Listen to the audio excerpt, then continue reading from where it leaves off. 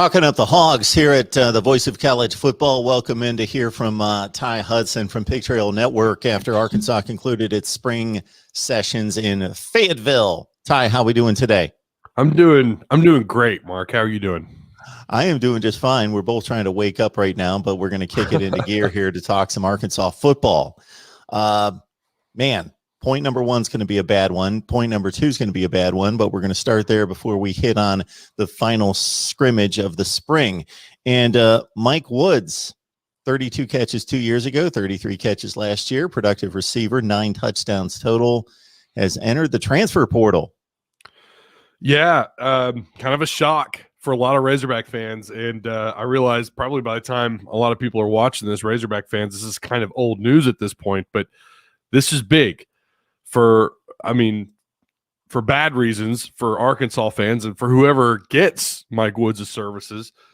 It's a pretty big, I'm not going to say it's a big blow because it's at a position where Arkansas can kind of absorb that blow. You've got an All-American, possibly first-round caliber wide receiver in Treylon Burks, but Mike Woods was a strong number 2 guy, took advantage of Burks getting double teamed and getting a lot of the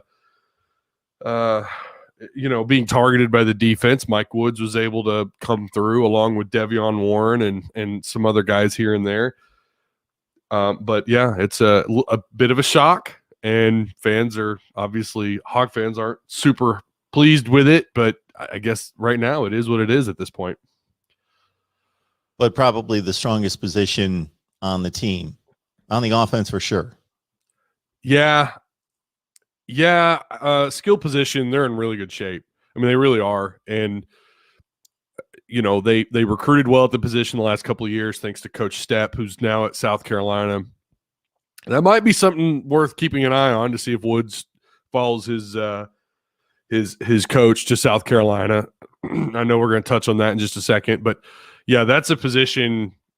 You've got the OU transfer in Crawford, Trey Knox, the 6'5", 210-pound wideout, who his freshman year stood out, and a lot of people thought he would be the star that Treylon Burks has become, and roles have reversed there. And hopefully that what happened last year was just a sophomore slump out of him, and he picks it up this year. But yeah, that's a position you feel really good about. Like I said, you could absorb that loss, but it's still an unfortunate loss for the Razorbacks.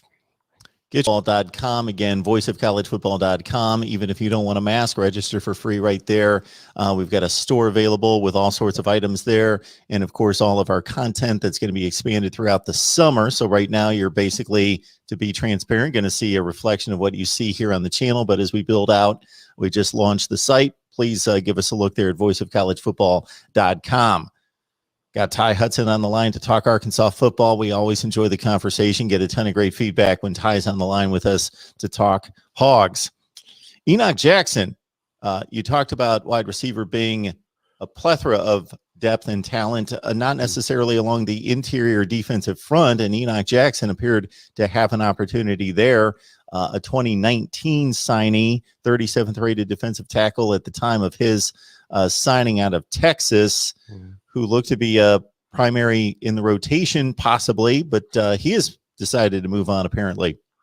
Yeah, and that's another one that's, not completely out of nowhere. There'd kind of been some rumors that he maybe got a good butt chewing by a member of the coaching staff, but I mean, that happens every day. That should be no reason why anyone enters a transfer portal.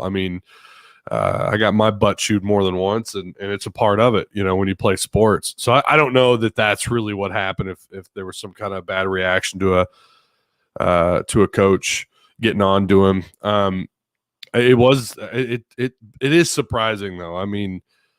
That is a position that they are. It's a weird situation where the last couple of years they've done really well recruiting there. You go back to Chad Morris's first, his 2 classes. I thought he did pretty well along the line of scrimmage on the defensive front. And yet no one's really shined. Dorian Gerald, who was the number 1, number 2 JUCO defensive end, he's been unable to stay healthy. And even when he's been healthy, and granted, he's missed a lot of time his couple of years at Arkansas, we still just haven't seen enough out of him. And then, you go across the line, Enoch Jackson is somebody. Miller out of Warren, who actually came up with Treylon Burks. People forget about him. And then, of course, last year you had Jonathan Marshall, who stood out, and he was really your only strength on the defensive line. And even his numbers weren't superb. And, now he's in the draft. So now you lose Jackson.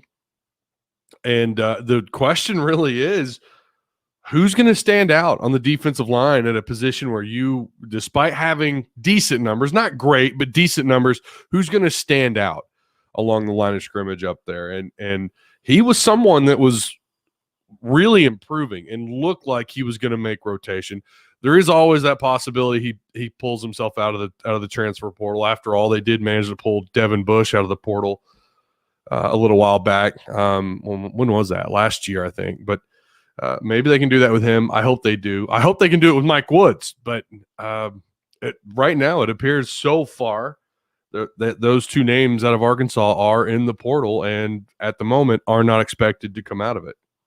I'm looking at the numbers from the spring scrimmage, and if you had the red, you're a winner, 30-20.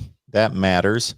But in terms of Mike Woods, had a couple big plays. It must be an odd feeling to step on the football field knowing that you're going to enter your name into the transfer portal in a day or two, but you're still playing with the team. Nobody else knows it, or maybe somebody does at that point.